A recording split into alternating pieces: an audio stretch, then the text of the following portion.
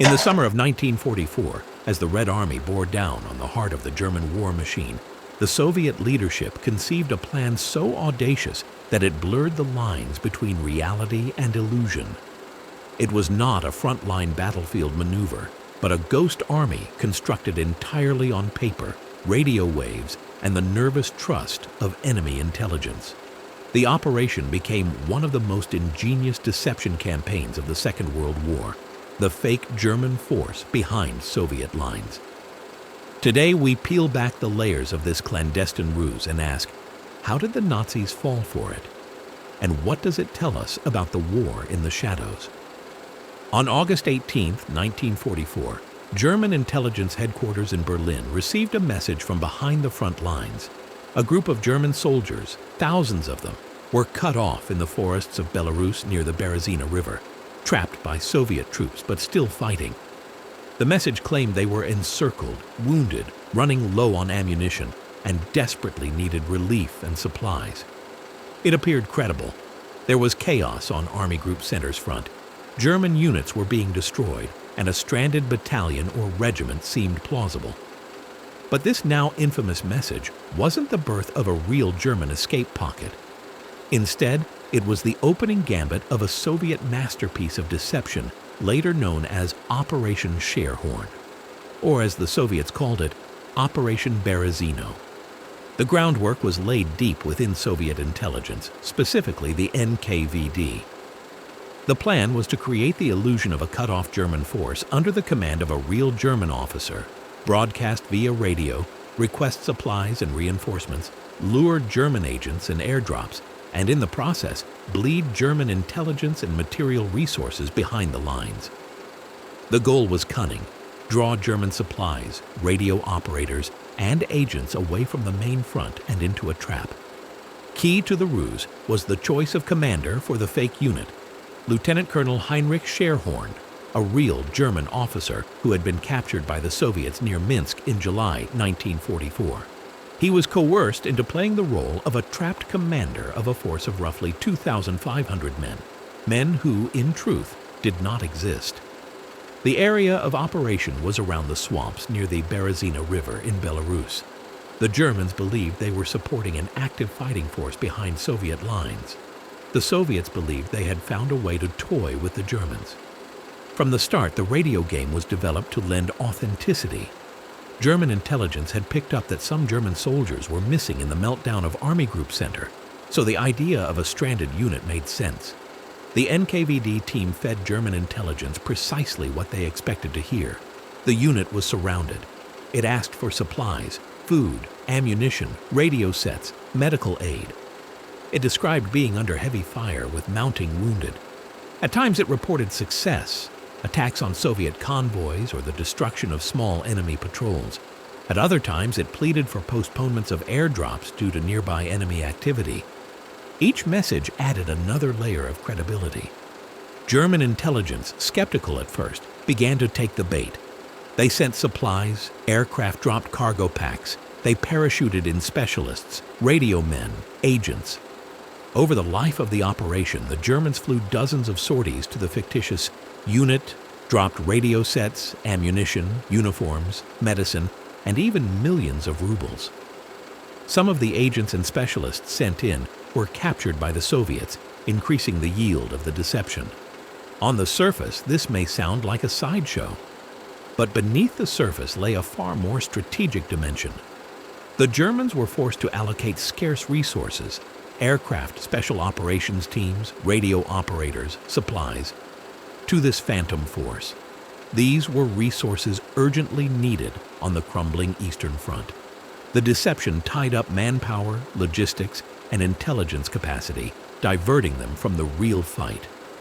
Meanwhile, the Soviets monitored all communications, intercepted German agents, and systematically dismantled German intelligence networks. To maintain the illusion, physical measures were taken too. The Soviets created camps, dugouts, tents, and even staged fake engagements inside the encircled area. Ethnic German anti-fascists and some POWs were used to give the legend depth.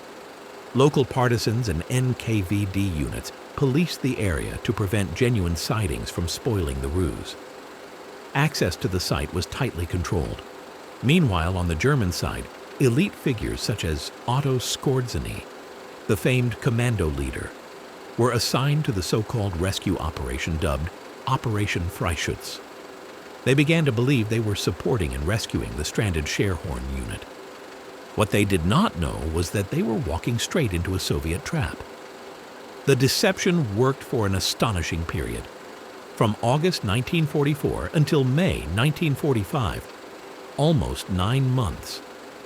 During that time, German command continued to treat the encircled force as real and operational, sending agents and supplies, believing the unit to be a proud German formation fighting behind enemy lines.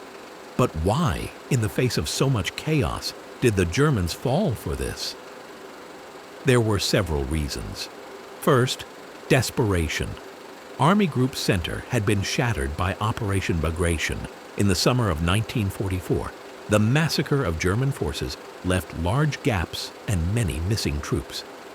The idea that some of their men had survived and were still fighting behind the lines was alluring. The psychological lure of "we are not yet defeated" is powerful. Second, the Soviets fed exactly what the Germans expected to hear: a stranded German army fighting valiantly. Third, the German intelligence apparatus was stretched thin, under-resourced, and increasingly prone to misjudgment. Fourth, the Soviets allowed small bits of corroboration, intercepted reports, staged skirmishes, controlled encounters, to build credibility.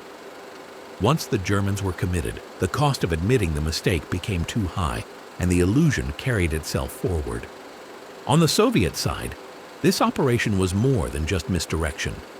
It was part of the broader art of maskirovka, the Russian word for deception, camouflage, and misdirection.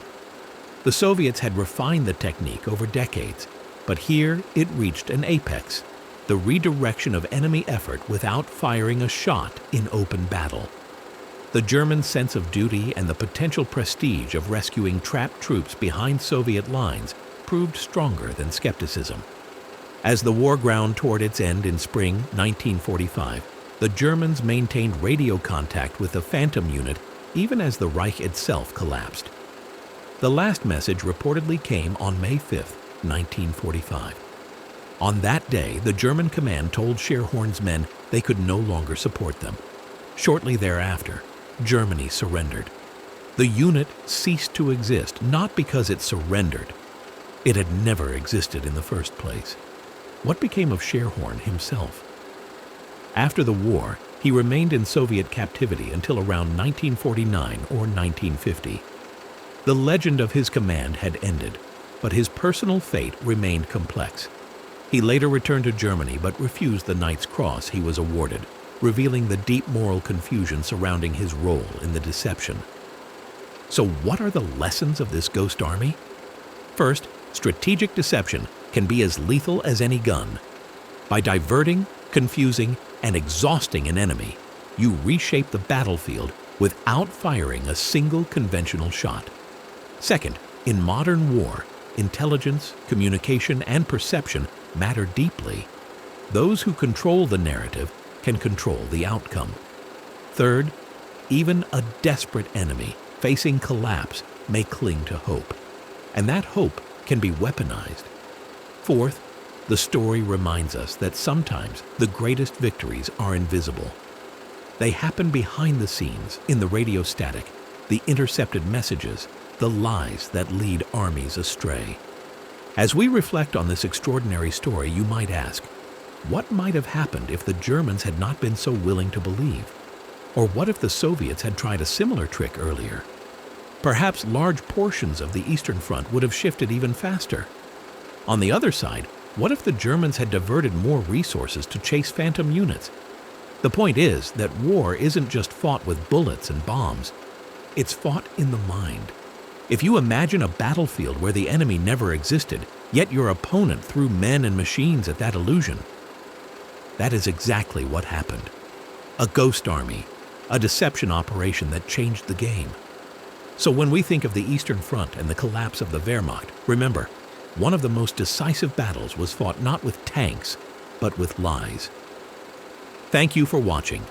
If you enjoyed this video, hit the like button, subscribe, and ring the bell so you don't miss our next deep dive into hidden history.